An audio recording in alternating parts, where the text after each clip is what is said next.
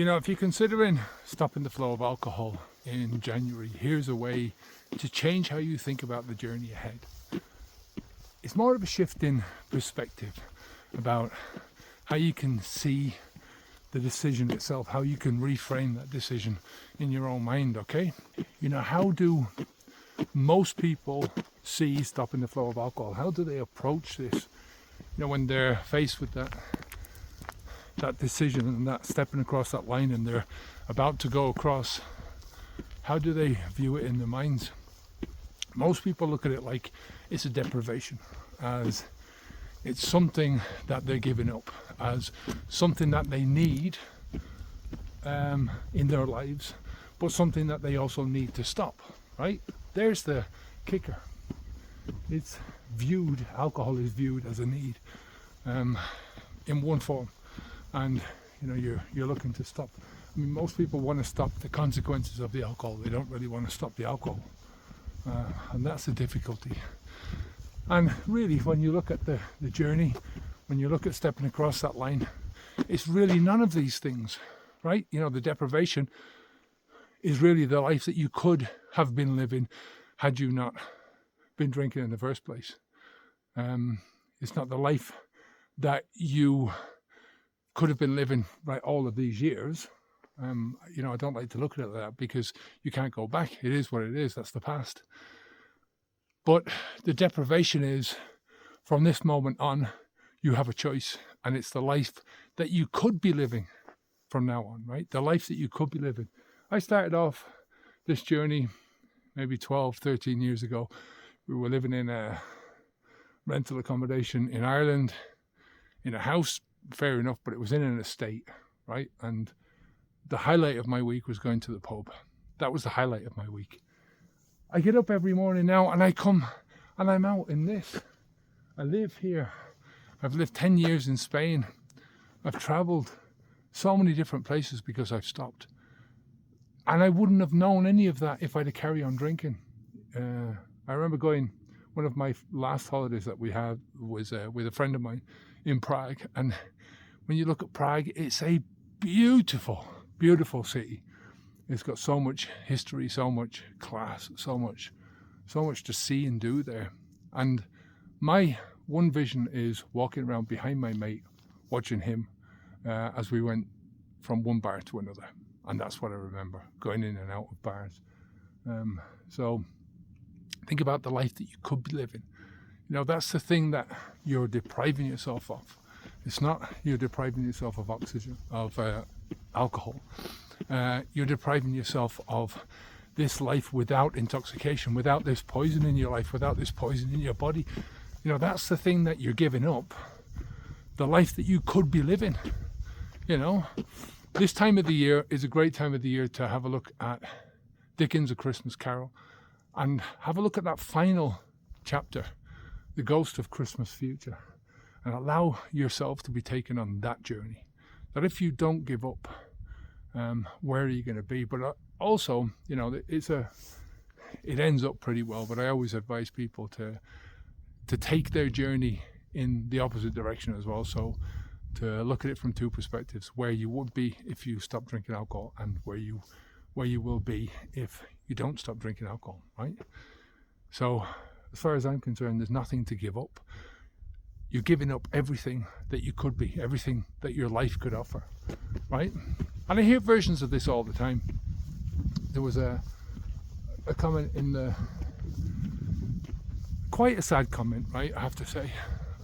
This guy says, there's nothing is better than drugs and alcohol. Tell me something worth living for. And I don't know whether this guy wrote this while he was drunk. I don't know what the context was.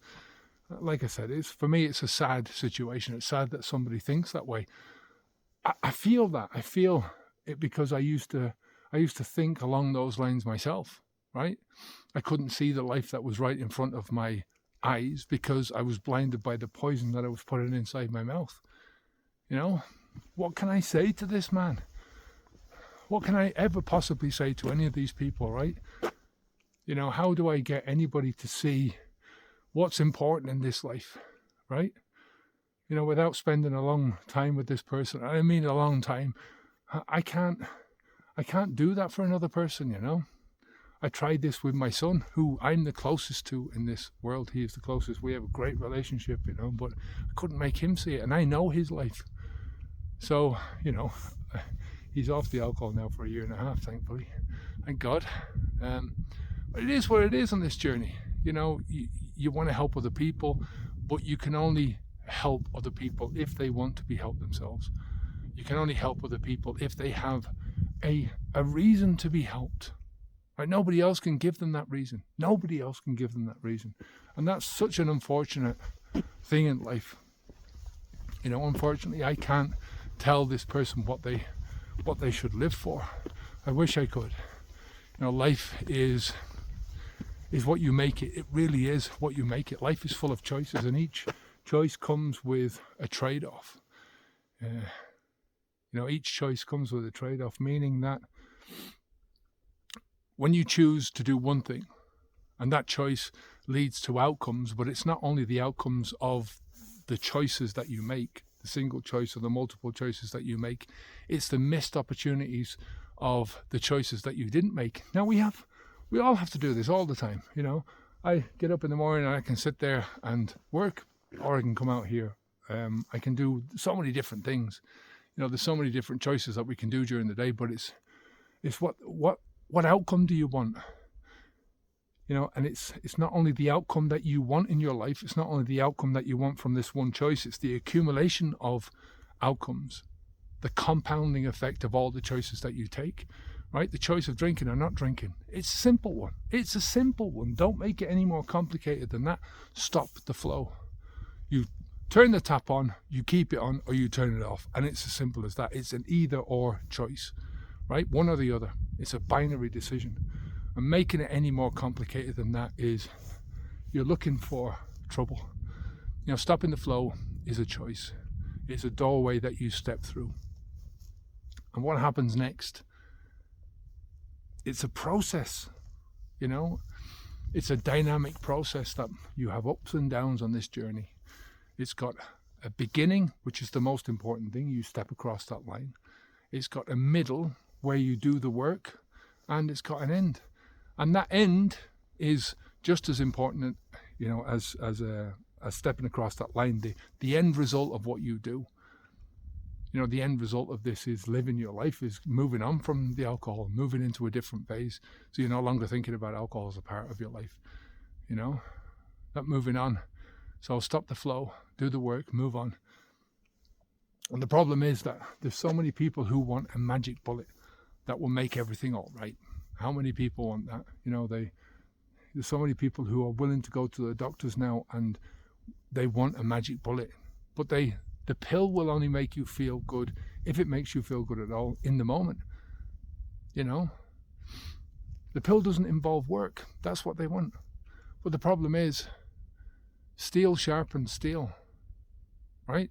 That magic pill mentality is what will deprive you of any possibility of a real life, right? Any possibility of finding true happiness. True happiness is not something that you find outside of yourself. It's a treasure that is inside of you, right? So trying to find a magic pill, it means you're trading off and you're giving up the life that you could have lived, right? You have to get to, I will stop the flow. I will do the work. I will move on with my life. No magic pill required. I don't need any of that crap. No matter what happens in my life, steel sharpens steel. I'm going to move forward. I'm going to do this, If you want to walk with me throughout this journey, you can come visit us at habitspeak2.com. I've got a great program over there that will help you every step of the way. Take care of yourself. Onwards and up the day. Bye now.